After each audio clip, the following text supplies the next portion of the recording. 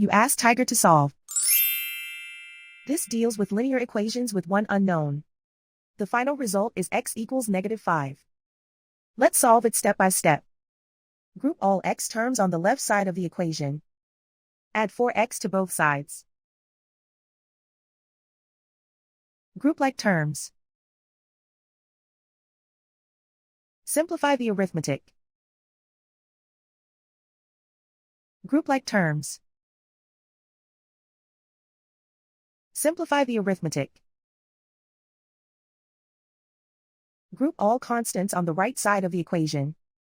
Subtract 12 from both sides. Simplify the arithmetic.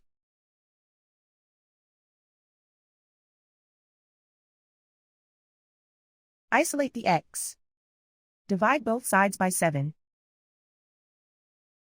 Simplify the fraction.